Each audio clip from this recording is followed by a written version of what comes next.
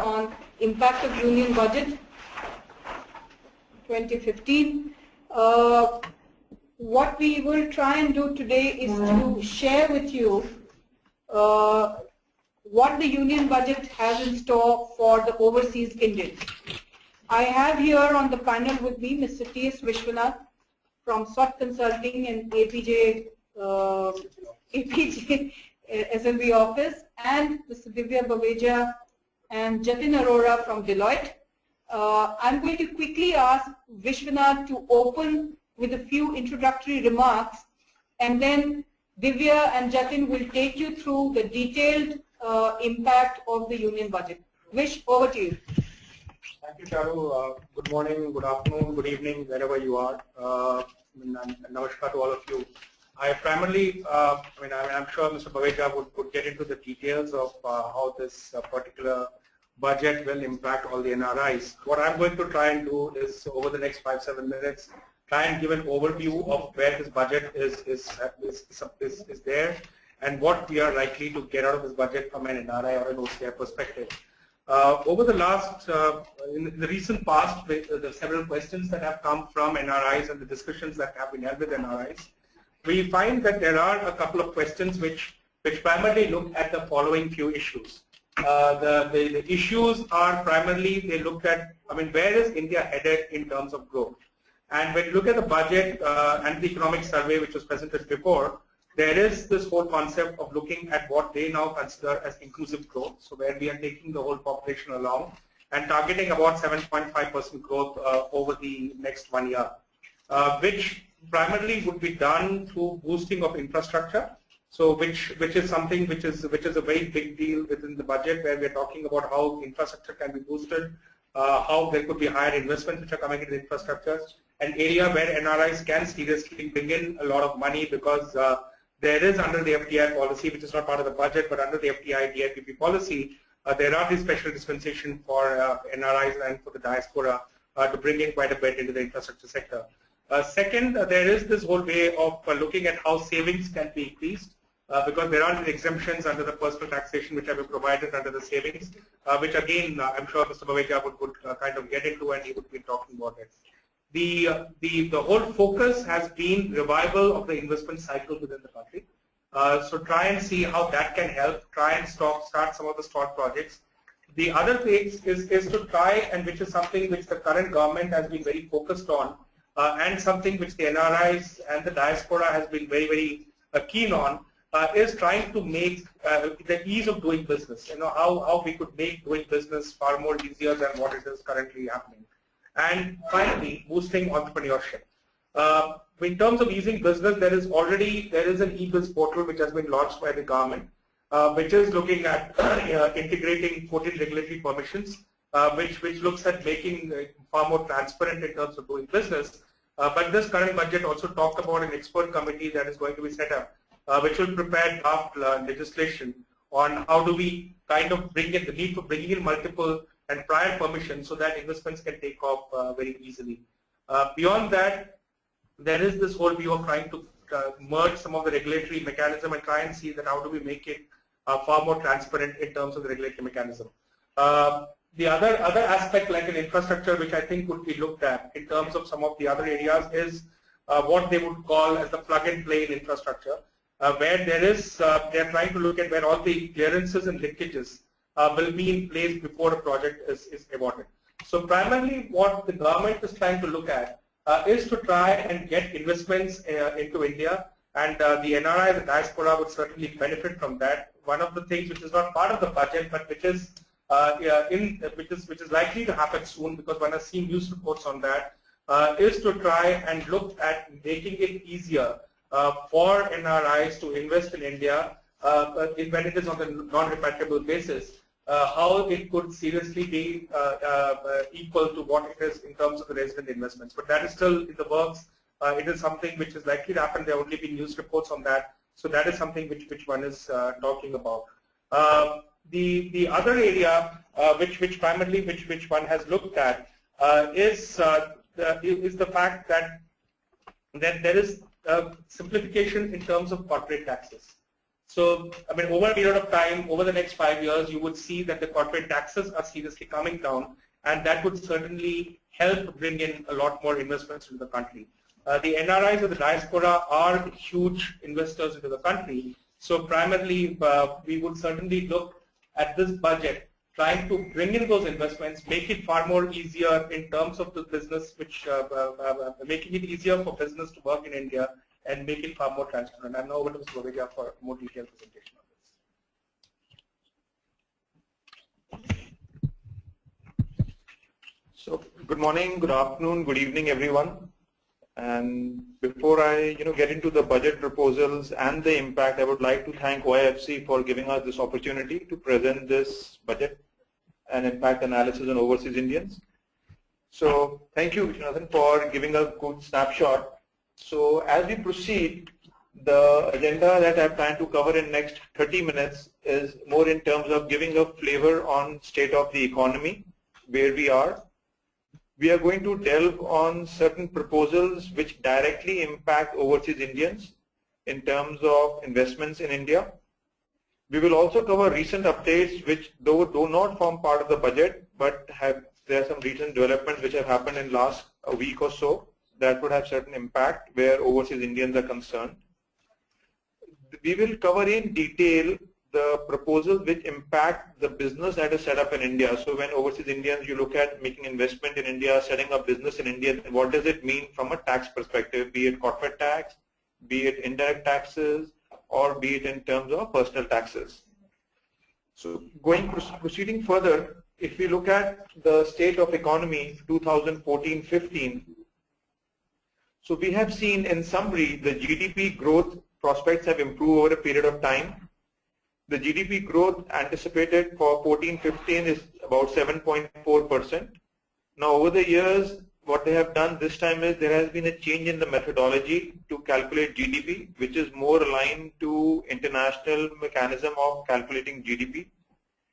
The current account deficit has been contained within the comfort zone, so it is at about 1.3% of GDP for 14-15.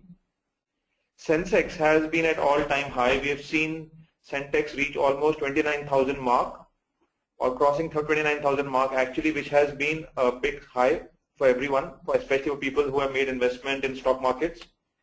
The foreign fund inflow have increased, and we have seen a great surge in the inflow of foreign funds. The net FI inflow stands at 38.4 billion USD in 2014-15 when we look at only the period from April to December. If we look at fiscal deficit, we see the fiscal deficit, the target which was set by the earlier government of 4.1. The government is fully hopeful of meeting the target, and the way it looks like, the estimates, the government will meet the target of 4.1, or maybe it could also go to 3.9, which is what was being discussed in the speech. The inflation has seen a downward trend. The CPI was at 5.1% in January, and which is expected to remain within the same range. When we look at monetary policies, we have seen government being very accommodating. We have seen a rate cut for repo rates by 0.25 to 7.75%, and there could be more rate cuts on the horizon. The rupee has been stable, so we have seen rupee hovering around 61 to 63 rupees per US dollars. So in summary, when we look at the economic situation, the situation looks good, and the things are on upward trend. So which is a great comforting factor, whether it is in terms of containing the current account deficit, or whether it is in terms of GDP growth, or whether it's in terms of inflation. Going ahead, so what we plan to cover in the next couple of slides is the proposals which directly impact overseas Indians. So in the current budget, there was a proposal to amend Section 6 of the Foreign Exchange Management Act. Now, Section 6 of Foreign Exchange Management Act talks about RBI, which making, in consultation with central government, specifying what are the classes or current account or capital account transactions that is permissible, and the limit up to which the foreign exchange shall be admissible for such transactions. The government proposes to amend Section 6 so as to provide that the control on capital inflow as equity will be exercised by the government in consultation with RBI. on the premise that the capital account control is more of a policy issue rather than a regulator issue. So therefore, we will see a change in Section 6 where the government will take control in terms of capital inflow as equity. Infrastructure has been very close to the current government, and a lot needs to be done on the field in the infrastructure space. So clearly, the budget speech talks about public-private partnership models of investment in infrastructure, so that they could be revitalized and give boost to the infrastructure. The finance minister also talked about issuance of tax-free infrastructure bonds for projects in railways, road and irrigation sectors.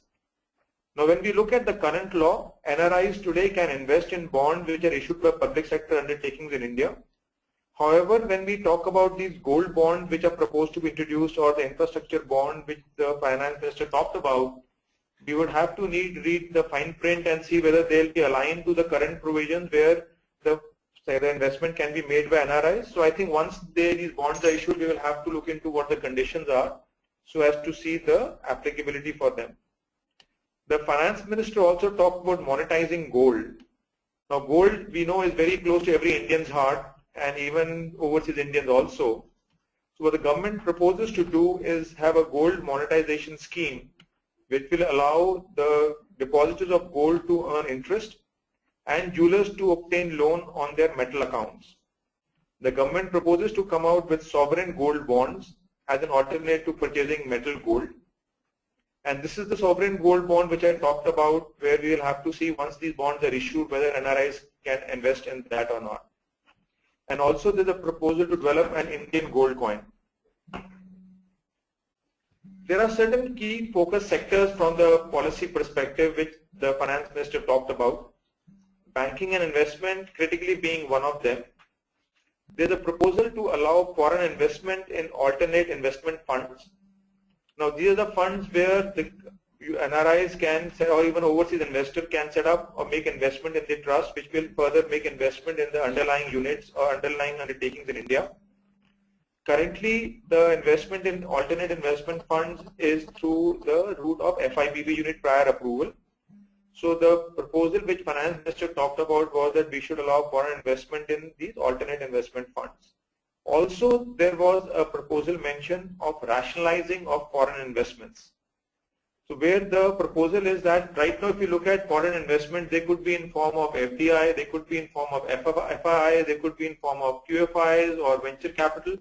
So the proposal is to consolidate all these different forms of foreign investment and have one composite cap for all these type of investments put together. However, the sectors where there is no cap, they will be as it is. You know, my colleague and friend talked about eBiz. Yes, there is a proposal to set up an expert committee to examine the possibility to replace the multiple prior permissions with a pre-existing regulatory mechanism. Now, a lot has been done on the eBiz space also, and I think this is a step in the right direction where people don't have to go through plethora or multiple agencies to get approvals, and everything would get done online.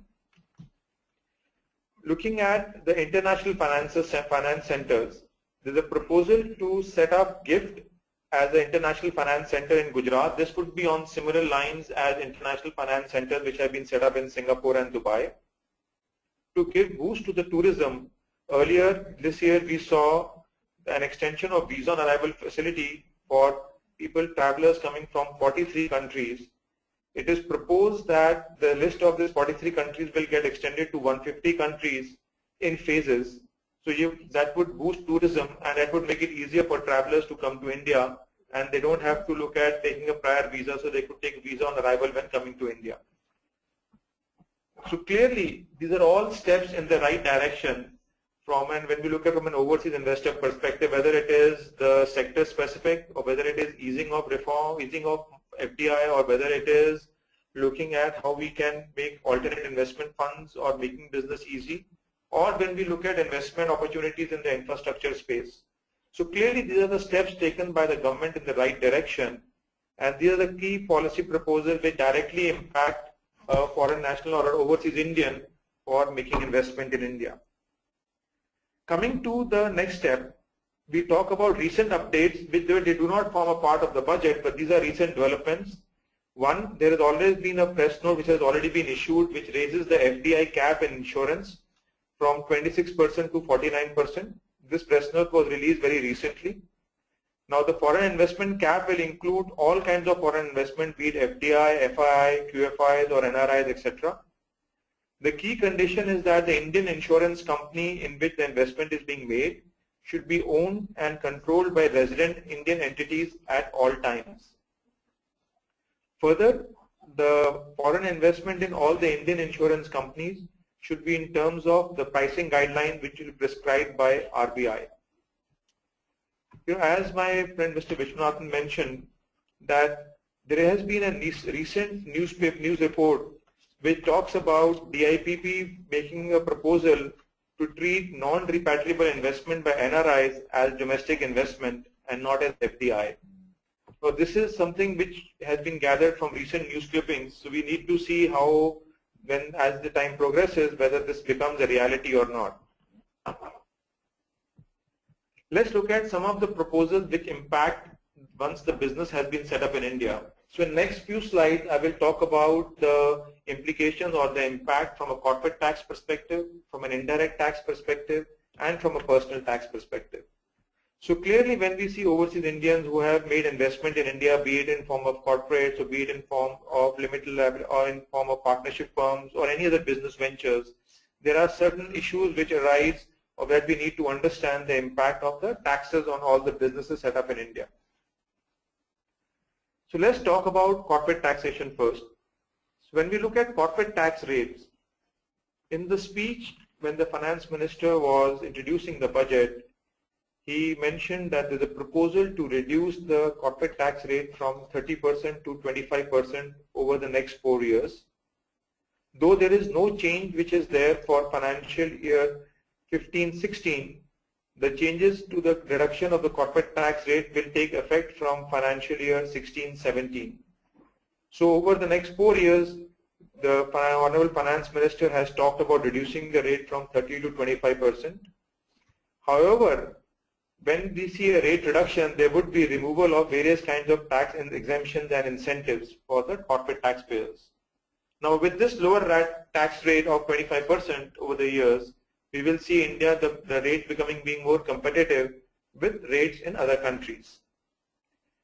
Further, in the current year, there is a levy of additional surcharge of 2% for domestic companies in case the taxable income exceeds 10 million rupees. There was a lot of expectation from the industry that the MAT rate would get reduced, but the MAT rate continues at 18.5% plus surcharge and cess, so there is no change in the tax rate for MAT. However, there is an additional surcharge of 2% for domestic companies in case the taxable income exceeds 10 million, which would have an impact on the MAT rate also. For FIs, there has been a change in the definition of book profits, which forms the basis for levy of MAT. Similar to MAT, there were a lot of expectations that there could be a rate change for the dividend distribution tax also. However, the rates of dividend distribution tax remain the same, and with the surcharge there would be a surge or increase in the DDT rate. So effectively, if we see for companies in case where taxable income exceeds 100 million rupees, the DDT rate has increased from 19.99 to 20.36%. And for companies in case where taxable income exceeds 10 million but is less than 100 million, the dividend distribution tax rate has gone up from 19.09% to 19.45%. On the contrary, when we look at foreign companies, there is no change in the tax rate of a foreign company, which remains pegged at 40% plus surcharge. One of the key changes which has happened is in terms of determining the residential status of companies. When we look at the existing provisions, a company is said to be a resident in India if it is an Indian company, or during the year the control and management of the affairs of the company is situated wholly in India.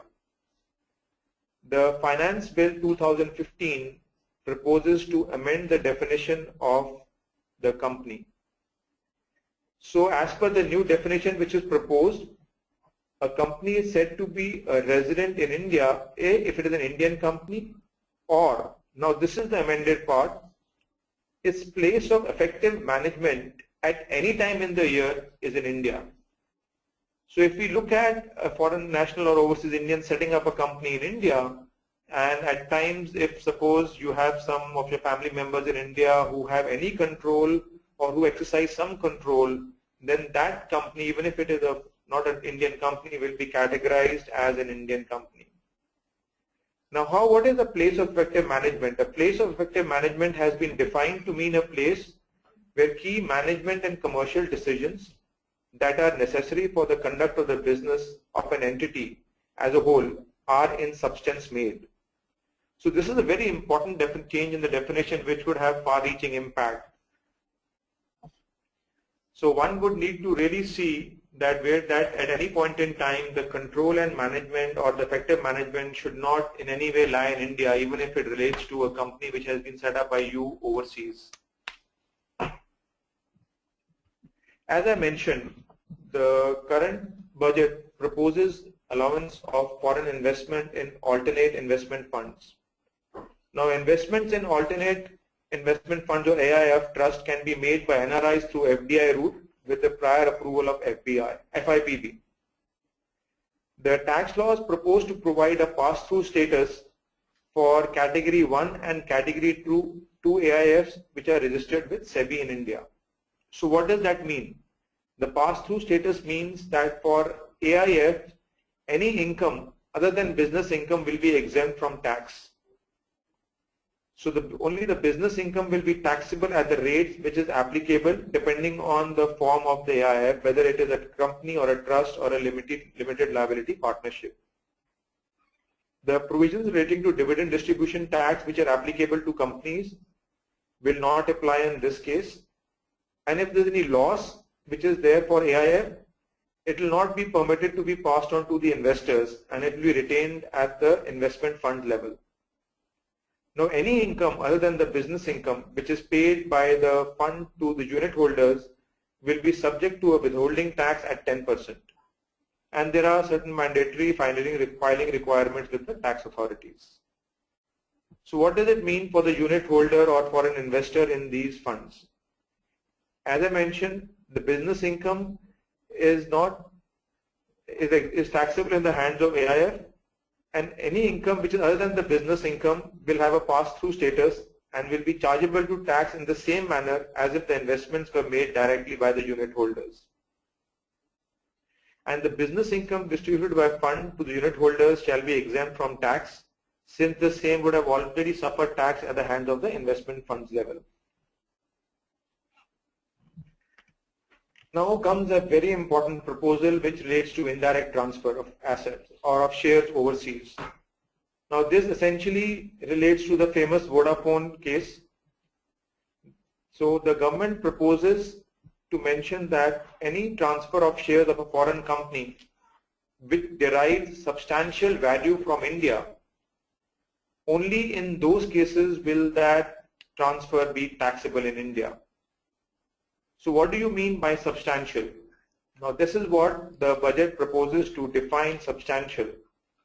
So substantial value would mean any share or interest in a foreign company or an entity deemed to derive its value substantially from assets, whether tangible or intangible, which are located in India, where value of Indian assets on the specified date exceeds 10 crore and it represents at least 50% of the value of all assets owned by the foreign company or Indian entity. So only when these conditions get satisfied will it be deemed that the value has been substantially derived from assets in India. And only in those cases the taxability would occur and the taxation of gain would be on a proportionate basis. The method is yet to be prescribed. And how do you determine the value of the asset? The value of the asset would mean the fair market value of such asset as on the specified date. And the manner for determination of the fair value is also yet to be prescribed. Though certain exemptions have been provided in case of they are transfers by direct holding company or in a scheme of amalgamation or demerger, subject to satisfaction of conditions. So I think this should come as a major relief for foreign national or foreign investors, because the Vodafone issue had raised a lot of concerns, and this would seem to put that issue at rest. Certain other proposals, key proposals, which are of impact, and especially some of them where overseas Indians are concerned. When we look at fund managers, the current budget specifies that any fund management activity which is carried through an eligible fund manager in India, where this fund manager is acting on behalf of the eligible investment fund, it shall not constitute a business connection in India, and therefore it would not be taxable in India. Now this issue has been in litigation over for past years, where different courts have been holding different views. So to put that controversy to rest, this amendment has been prescribed. However, there are certain conditions which need to be satisfied by the investment fund so as to claim this benefit. In the last budget, we saw the finance minister talking about REITs, which is Real Estate Investment Trust, or InvITs, which is other infrastructure investment trusts. So this year, there are certain amendments in the taxability of income arising through these REITs. So what the proposal is that any sale of units of the REIT or InvIT at the time of offer for sale or post listing of the units which are subject to the payment of securities transaction tax. Now these will be taxed as per the security transaction tax guidelines, and therefore it would not be taxed in India. There will be no capital gain tax provided you pay the securities transaction tax. Similarly, any rental or leasing income on assets which are directly owned by REITs, they will be exempt from tax in its hands. The distribution of such income to unit holders will be taxable in the hands of the unit holders, and there will be a withholding of 10% for residents and at applicable rates for non-residents. There has been a positive change on taxation of royalty or fees for technical services. The rate of tax has been reduced from 25% to 10% in this case, wherever there is a payment of a royalty or a fees for technical service. However, there is a withholding tax of 20% in case the person who is a recipient, he does not have a permanent account number. Effective June 1st, 2015, the withholding tax provisions are also proposed to be amended to provide reporting requirements which are applicable to any sum which is paid to a non-resident in any form and manner which will be prescribed by the authorities. Now this is in a case irrespective whether such sum would be chargeable to tax or not in the hands of the non-resident. Go to the next slide. Yeah. This time we have seen certain incentives being granted by the government for making investment in the states of Andhra Pradesh and Telangana. Now these incentives have been granted primarily to promote manufacturing in these two states. So there is an additional investment allowance of an amount equal to 15% of the cost of new asset acquired and installed by the taxpayer in the state of Andhra Pradesh and Telangana, subject to prescribed conditions. Similarly, what the law proposes is providing additional depreciation for assets which are used for less than 180 days. The law as it stands currently provided that in case assets are used, new assets have been put to use, the depreciation was 20%, but if assets were used for less than 180 days, the depreciation was limited to 10% only. The current budget proposal mentions that the 10% which was not allowed will be allowed to be carried forward or to be taken in the succeeding financial year. So that would mean an additional depreciation for such assets. Now clearly, these are two incentives, or these are steps in that direction where the government wants to promote Make in India and they want to promote manufacturing India as a manufacturing base. So generating employment has been very close to the heart of the current government, and therefore last year in the budget there was a proposal to allow a deduction of 30% of additional wages to new regular workmen which were employed by corporates. This time, the budget proposal proposes to extend this to non-corporate taxpayers, and there's a relaxation where the limit of 100 workmen gets reduced to 50 workmen. So all these steps will be taken, or with view, if we see all these steps taken by the government in these proposals are clearly to encourage employment, to encourage skill development, and to encourage manufacturing and the Make in India. There has been some changes in transfer pricing also. The limit for domestic transfer pricing, the threshold which was earlier 50 million, has been increased to 200 million. So this would help the domestic, all the domestic transfer pricing regulations, and it will help the companies in maintaining compliances or doing compliances only if it reaches the higher threshold. I will give to Jatin to explain certain key proposals from an indirect tax perspective. Yeah, hello everybody. So from the indirect taxes side, starting from the customs duty, nothing much has been done to bring down the customs duty peak rate, which stands at 10% today, to the ASEAN levels. The government has continued with the 10% rate on most of the products. Although for different specific products, we have seen there are some movements in relation to some key inputs which have been brought down to lower levels, mainly going towards the theme of the Make in India to boost the manufacturing of those particular products in India. Then there are some different exemptions which have been provided this time on certain finished goods also when they are imported into India. The major change which has been done this year is that there has been an increase in the rate of the excise duty from the basic rate of 12% to 12.5%. This also is coupled with the point that the education cesses which were till now levied on the excise duties when they were calculated, and the effective rate of excise duty came to 12.36%. The education cesses have been subsumed in the effective rate of 12.5%. And hence the standard rate of the CVD, which is levied when the goods are imported into India, which is in lieu of the excise duty, has also been increased from 12 to 12.5%. Because of this small increase, the effective rate of custom duty on most of the products has gone marginally up from the present 28.85% to 29.44%. Besides that, in the excise and service tax regime, there have been some benefits which have been extended by the Finance Minister to the industry at large. Besides the increase in the rate of excise from 12 to 12.5%, there have been certain concessions also which have been extended within the excise domain also, again with a view to boost the manufacturing of various products in India.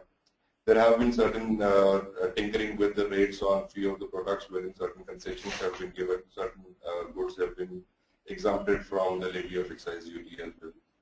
One good thing which the Finance Minister has done under both excise and service tax fields is that this time they have allowed the industry to issue the invoices in a digital format by doing the digital signing of those invoices.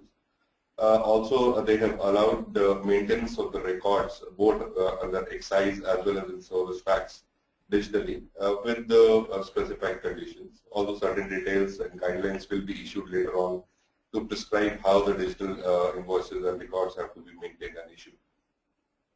Mainly the increase in the rate of excise duty from 12 to 12.5%, we can say is a movement clearly by the Finance Minister towards the proposed goods and services tax regime. The Finance Minister in this budget very clearly has reiterated the commitment to roll out the goods and services tax regime from 2016, and therefore the increase in the rate of excise duty is clearly in that direction. Going in the same direction, the Finance Minister has also proposed to increase the rate of service tax this year from the effective rate of 12.36% to a higher rate of 14%. And again, the education cessils which are levied on the basic rate of 12% have been subsumed in the higher rate of 14%. This is basically towards the point that as of now, in the current scheme of the taxation in indirect taxes, only the central government has the power to levy tax on the services. But in the proposed GST regime, the state governments will also get a power to levy taxes on the services. And in which case it is expected that the revenue neutral rate or the final rate, which will be kind of a total of both the central government GST as well as the state government GST rate, will be a much higher rate. And therefore, moving from a 12% rate to that higher rate in one go may be a big burden on the industry. So slowly and slowly the government has started making a movement towards the GST regime by increasing the rates to 14%. Keeping in view the Swachh Bharat theme and the topic which Prime Minister Narendra Modi is quite passionate about, to generate extra revenue for that particular mission, it is also proposed that on a few or maybe on all services, there may be a Swachh Bharat cess at the rate of 2% which will be levied. As and when this 2% cess will be levied, we'll see that the service tax rate will be moving from 14% further to a rate of 16%. This is not very clear as of now whether all services will be covered, and as and when this 2% cess will be levied. We'll see the notifications and clarifications issued by the government later on when the finance bill is enacted later on. Again, the digital signing of invoices and documents have been allowed in service tax also. One new thing which has been introduced this year in the service tax regime is the concept of an aggregator. Now, although this concept of aggregator was not specifically mentioned in the service tax law earlier, but since the time India has moved to the negative list based taxation of services regime, these type of services were already under the service tax net, but there was a big confusion as to who the aggregator will be treated as and how the taxation will have to be done. Now there is a bit of clarity which has been provided. There is a definition which has been prescribed in the law which says that an aggregator is a person who, through a web-based software application, connects the service provider and the customer, and the service provider provides the services under the brand name of the aggregator. The most important aspect here is that the government has prescribed how the tax from the aggregator will be collected. And for that they have mentioned that where the aggregator is located in India, the aggregator will be liable to pay the tax. But where in cases the aggregator is located outside India, then the aggregator's representative in India will be liable to pay tax. And if there is no one representing that aggregator in India, then the government has prescribed that the aggregator will have to appoint a representative to pay the service tax. So how is it applicable to NRIs? So anyone, maybe the person who is having a web-based application which can be downloaded on a communication device, and through that application, if a person wants to connect to a particular service provider, and that service provider is actually providing services to that customer in India, by using the brand name or related to the brand name of that particular aggregator who owns that web-based application, then the service tax kicks in on that aggregator. And that aggregator then is liable to pay tax in India by either taking a registration by themselves or by appointing a representative in India. Next. Yeah, so just to quickly touch upon the goods and services tax, as I mentioned, the Finance Minister has reiterated the commitment to roll out the goods and services tax from 1st of April. So we'll see a lot of action in the coming year. Thanks, Jatin. Coming to the proposals on personal tax, there was a lot of speculation, or a lot of expectation, I would say, not speculation, a lot of expectation by people at large that there will be an increase in personal tax rates. However, contrary to the expectations, there have been no change in the personal tax rates and the income slabs. So their rates and income slabs remain the same as they were last year.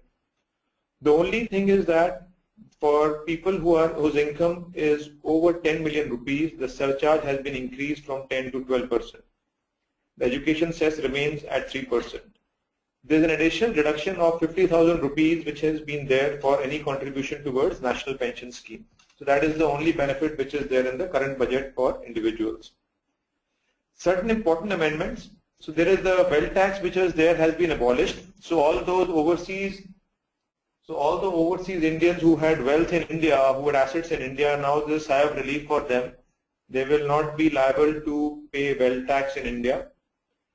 There are certain changes in the provision on TDS on withdrawal from employees' provident fund. So if any overseas Indians who were earlier member of provident fund in India and who go overseas, and if they withdraw, so there's a TDS of 10% which will be applicable on such withdrawals. However, if the withdrawal is less than 30,000, there will be no TDS. And if you do not submit a permanent account number, then the tax will be withheld at the maximum marginal rate, which is 30%. There has been a change in the residential status for an Indian citizen who is a member of a crew of a foreign-bound ship leaving India. The government proposes to change the definition, and that is something they have not described in the budget, but they're going to come out with the rules very soon on how the new definition would be. So this could impact all Indian citizens who are member of a foreign-bound ship on leaving India. The foreign tax credit provisions, the Central Board of Direct Taxes is going to notify the rules for determining foreign tax credit. That would come as relief to a lot of overseas Indians, because now you can claim that the foreign tax credit against your taxable income in India. To the extent such foreign taxes are also, such income is also taxable in India. The government earlier had mentioned taking stringent action against black money which is lying outside India. So they have announced the new law to curb black money, and the detailed guidelines have been provided in the budget. So these are some of the key proposals. So in a nutshell, when we look at the budget is definitely a step in the right direction. It is a reformist budget. The focus of the budget has been social security, providing social security cover to people in India. Insofar as overseas Indians are concerned, it provides various avenues for investment, be it infrastructure or looking at other avenues or promoting manufacturing or skill development. So I think it's a step in the right direction, and I'm sure it will boost the way how it will boost to give further boost to manufacturing and maybe bring the ties closer to India.